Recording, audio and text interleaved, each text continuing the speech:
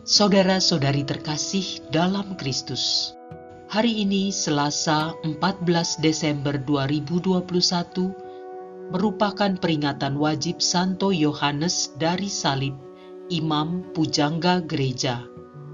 Bacaan dibawakan oleh Sirila Cahyoyanti, Mazmur dilantunkan oleh Skolastika Titik, dan renungan ditulis oleh Innocentius Henry.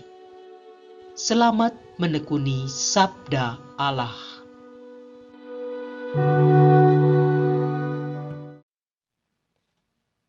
Bacaan dari Nubuat Sefanya, bab 3 ayat 1 sampai 2 dan 9 sampai dengan 13. Beginilah firman Tuhan. Celakalah si pemberontak dan si cemar, kota yang penuh penindasan. Ia tidak mau mendengarkan teguran siapapun dan tidak mempedulikan kecaman. Ia tidak percaya kepada Tuhan dan tidak menghadap Allahnya. Tetapi aku akan memberikan bibir lain kepada bangsa-bangsa, yakni bibir yang bersih, supaya mereka sekalian menyerukan nama Tuhan dan bersama-sama beribadah kepadanya. Orang-orang yang memuja aku, yang terserak-serak, akan datang dari seberang sungai-sungai negeri Etiopia dan membawa persembahan kepadaku. Pada hari itu, engkau tidak akan mendapat malu, karena segala perbuatan durhaka yang kau lakukan terhadapku. Sebab pada waktu itu, aku akan menyingkirkan daripadamu orang-orangmu yang angkuh dan congkak, dan engkau takkan menyombongkan diri lagi di gunungku yang kudus. Di tengah-tengahmu akan kubiarkan hidup suatu umat yang rendah hati dan lemah, yang akan mencari perlindungan pada nama Tuhan. Mereka itulah sisa Israel. Mereka tidak akan melakukan kelaliman atau berbicara bohong. Dalam mulut mereka tidak akan terdapat lidah penipu. Sebaliknya, seperti kawanan domba, mereka akan merumput dan berbaring dengan tenang, dan tidak ada orang yang mengganggu mereka lagi. Demikianlah sabda Tuhan.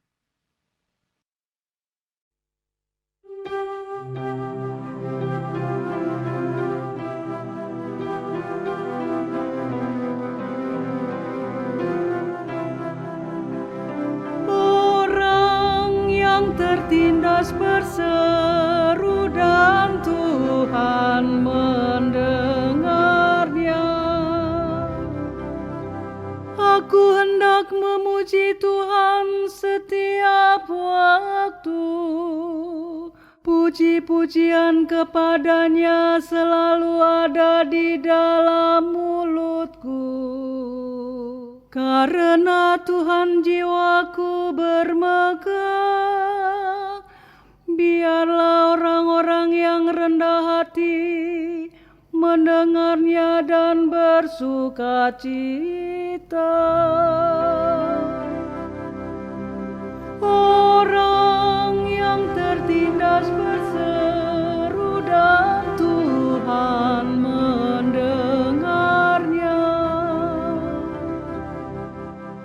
Tunjukkanlah pandanganmu kepadanya, maka mukamu akan berseri-seri dan tidak akan malu tersipu-sipu.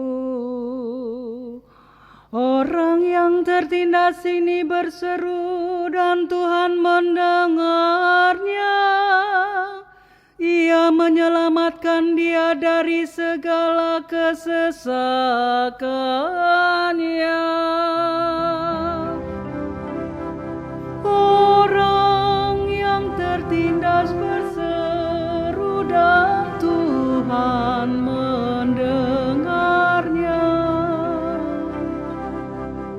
wajah Tuhan menantang orang-orang yang berbuat jahat, untuk melenyapkan ingatan akan mereka dari muka bumi. Apabila orang benar itu berseru-seru, Tuhan mendengarkan. Dari segala kesesakannya mereka Ia lepaskan. Orang yang tertindas berseru dan Tuhan mendengarnya. Tuhan itu dekat kepada orang-orang yang patah hati. Ia menyelamatkan orang-orang yang remuk jiwanya. Tuhan membebaskan jiwa hamba-hambanya, dan semua yang berlindung padanya tidak akan menanggung hukuman. Orang yang tertindas berseru dan Tuhan mendengarnya.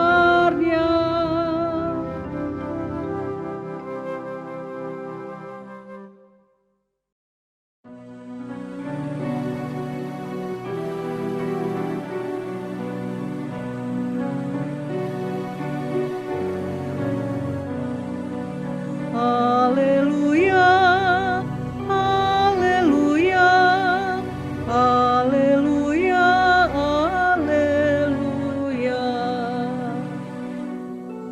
Tuhan, datanglah dan jangan berlambat. Ringankanlah beban umatku. Haleluya, haleluya, haleluya, haleluya.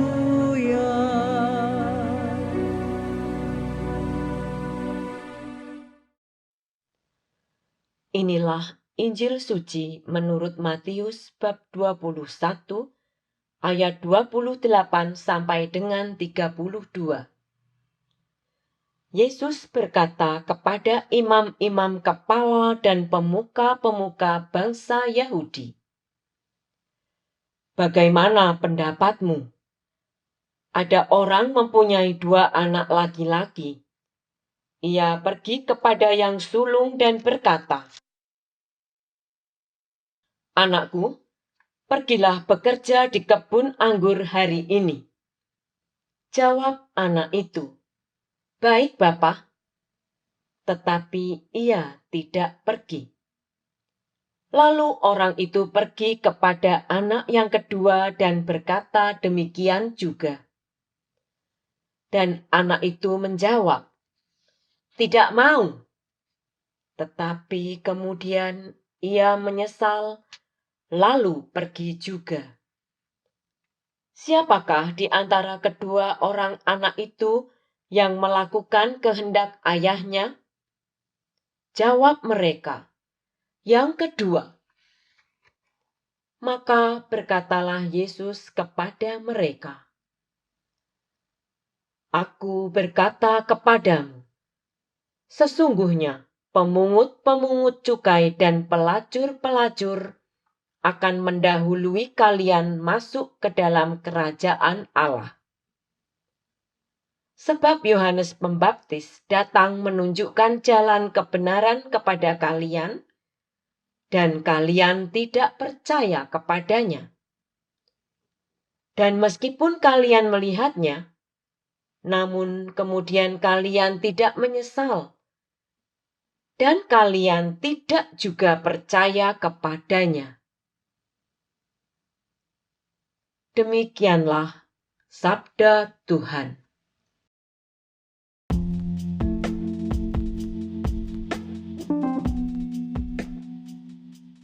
Pertobatan, langkah persiapan menyambut Tuhan.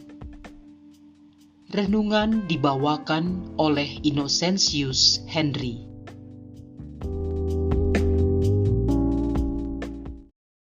Ibu bapa, kaum muda dan rekan seperjalanan yang dikasihi Tuhan, Shalom.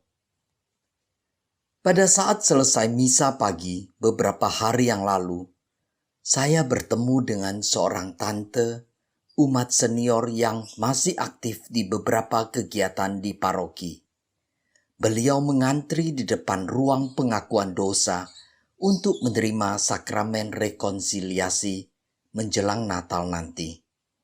Memang di masa pandemi ini tidak diumumkan secara resmi jadwal penerimaan sakramen rekonsiliasi, tapi atas inisiatif dan kesadaran sendiri, tante tersebut datang memohon sakramen rekonsiliasi. Sungguh suatu teladan yang sangat luar biasa, yang menggambarkan kerendahan hati untuk mengakui kesalahan dan dosa dan berjanji untuk memperbaiki diri menuju hidup yang lebih kudus, hidup yang semakin menyatu dengan Allah.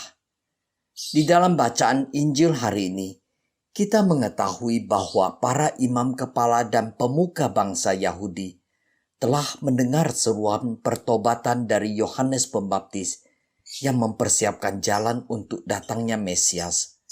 Tapi mereka tidak percaya dan tidak mau bertobat, sama seperti anak sulung yang mengatakan iya tapi tidak mengerjakan.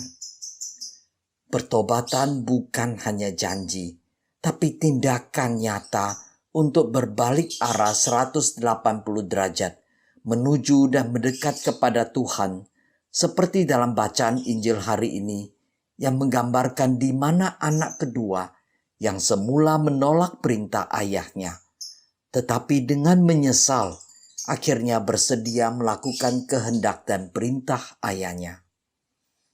Pada hakikatnya, pertobatan juga menuntut kita memeriksa batin, menelanjangi diri sendiri, dan membuka diri sehingga kehendak Tuhanlah yang bekerja di dalam hidup kita. Kita yang telah diberikan kehendak bebas harus bisa menyelaraskan dan mempersatukan kehendak bebas dengan kehendak ilahi yang oleh Santo Yohanes dari Salib yang kita peringati hari ini disebut dengan istilah persatuan keserupaan atau union of likeness. Nubuat Zefanya juga menegaskan bahwa janji Tuhan kepada bangsa lain selain bangsa Israel yang dengan bibir bersih berseru dan menyembah Allah, umat yang rendah hati, lemah dan mencari perlindungan Tuhan, akan seperti kawanan domba yang berbaring dengan tenang dan tidak ada orang yang akan mengganggu. Inilah nubuat penyelamatan yang akan dipenuhi dengan kedatangan Mesias. Memasuki Minggu Advent ketiga, Minggu Sukacita, sudah layak dan sepantasnya kita mempersiapkan diri menyambut Sang Mesias yang akan membawa keselamatan dan hidup kekal. Persiapan bukan dengan hal-hal duniawi seperti lagu Natal, hiasan Natal, pakaian baru, tapi lebih kepada hal esensi untuk menyambutnya, memujinya, memuliakannya dengan hati yang bersih dan baru, penuh sukacita, dan tindakan saling mengasihi sesama manusia dan alam ciptaan Tuhan. Tante yang saya temui di gereja memakai istilah cuci gudang karena masih diberikan kesempatan. Apakah kita yang juga mendapatkan kesempatan yang sama telah memanfaatkan kesempatan tersebut untuk menerima sakramen rekonsiliasi yang akan membuat kita lebih layak dan pantas menyambut Sang Immanuel? Marilah berdoa.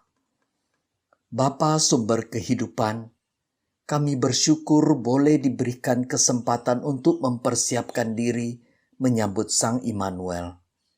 Kami sungguh bersyukur atas keselamatan yang telah Engkau anugerahkan pada saat kami dibaptis. Namun acap kali kami sering dengan sengaja dan tidak sengaja berbuat dosa dengan pikiran, perbuatan, dan perkataan.